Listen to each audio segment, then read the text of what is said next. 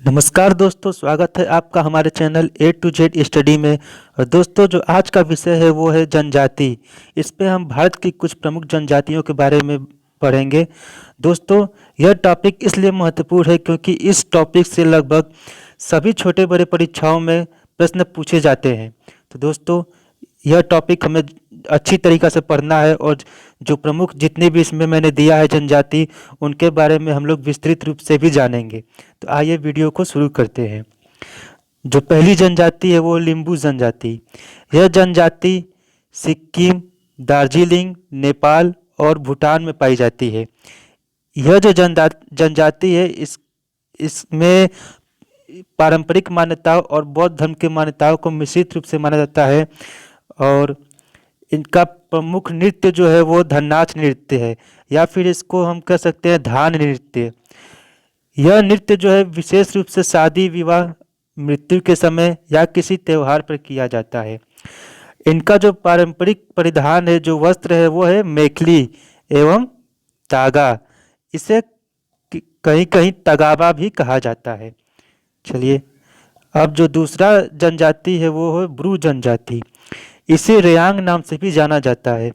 Bru समुदाय पूर्वोत्तर भारत के मूल निवासी है, मुख्यतः त्रिपुरा, मिजोरम तथा असम में रहते हैं। 1997 ईस्वी में ब्रू जनजाति को मिजोरम में हुई झड़प के बाद अपने मूल स्थान त्रिपुरा आना पड़ा और शरणार्थी शिविरों में आश्रय लेना पड़ा। दोस्तों, यह जो जनजाति का मूल स्थान था वो त्रिपुरा था, लेकिन कुछ वर्ष पहले ये मिजोरम में पलायन कर गए। मिजोरम को पलायन कर गए मतलब मिजोरम में जाके रहने लगे। उसके बाद फिर वहाँ पे किसी जनजाति से इनकी झड़प हो गई, तो फिर ये 1997 में अपने मूल स्थान पे वापस आ गए। जब मूल स्थान पे वापस आए तो उन्हें अपना सब कुछ खो चुके थे, तो उन्हें शरणार्थी शिविर में ही ठहराव मिला। और ऐसा कहा जाता है कि जो बहुत वर्ष पहले इनका जो राजकुमार था इस जनजाति का, वो त्रिपुरा से जाकर मिजोरम में रहने लगा, तो जितने भी लोग थे उसके अनुयायी थे वो भी साथ चले गए। तो इस तरह से ये लोग मिजोरम चले गए थे। अब चलते हैं, आगे पढ़ते हैं। जो तीसरी जनजाति है वो है पूरी भूइयाँ जनजाति। यह जनजाति बहुत प्रसिद्ध ऐतिहासिक भूइयाँ जनजाति से संबंधित है। यह जनजाति मुख्य रूप से बिहार, उड़ीसा, पश्चिम बंगाल और असम में पाई जाती है। इस जनजाति की जो मुख्य बोलचाल की भाषा है वो है उड़िया। जो चौथी जनजाति है वो खोंड जनजाति। इसे कोंद जनजाति भी कह सकते हैं। भारत के उड़ीसा राज्य की पहाड़ियों और जंगलों के ये निवासी हैं। ये उड़ीसा राज्य में पहाड़ों और जंगलों पर निवास करते हैं। इनकी जो मूल बोलचाल की भाषा है वो कुई या फिर कुवी। दोस्तों, जो पांचवी जनजाति है वो असुर जनजाति। यह एक प्राचीन आदिवासी समुदाय है। इनका मुख्य निवास झारखंड है और कुछ इस जनजाति के लोग पश्चिम बंगाल और उड़ीसा में भी निवास करते हैं। इनके प्रमुख देवता सिंह बोंगा हैं और इनका जो प्रमुख त्यौहार है वो सरसी कुटासी है। इसे याद रखिएगा दोस्तों, सरसी कुटासी।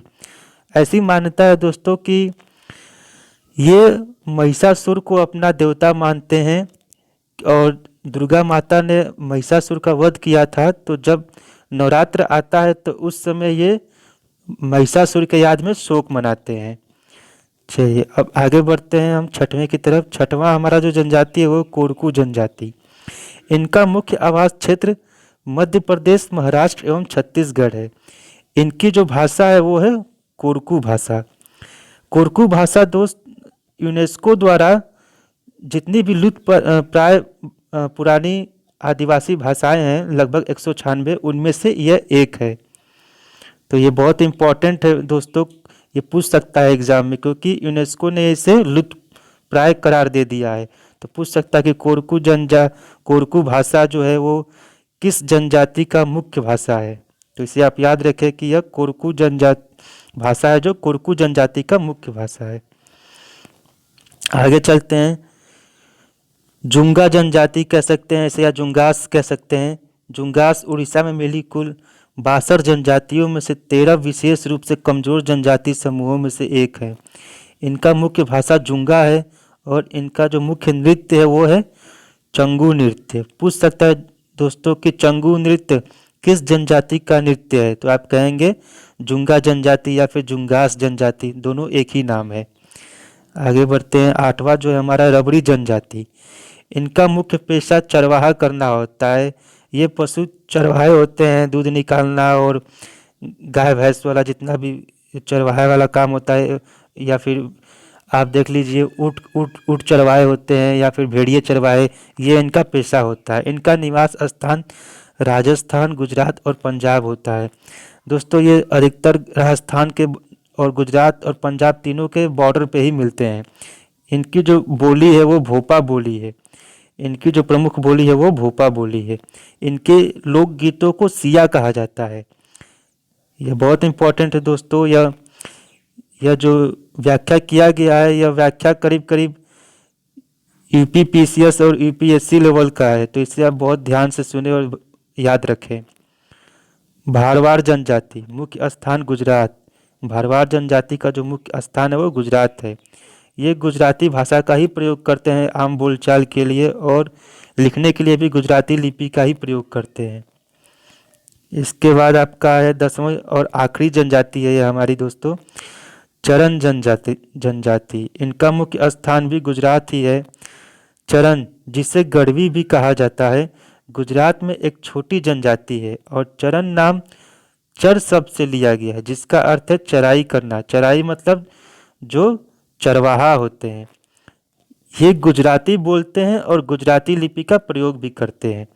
इस तरह देखा जाए तो जो 10वां है ये चरण जनजाति और भारवार जनजाति, ये मुख्य रूप से गुजरात के ही मुख्य निवासी हैं। और जो 8वां है रबड़ी जनजाति, ये भी गुजराती ही है, मतलब इनका भी निवास स्थान गुजरात में ही है। तो लेकिन इसकी जो बोली है दोस्तों वो भोपा है, जबकि इन दोनों की जो बोली है भारवार और चरण की वो गुजराती है। तो दोस्तों इस तरह से आप लोगों को मैंने प्रमुख 10 जनजातियों के बारे में विस्तृत रूप से बता दिया।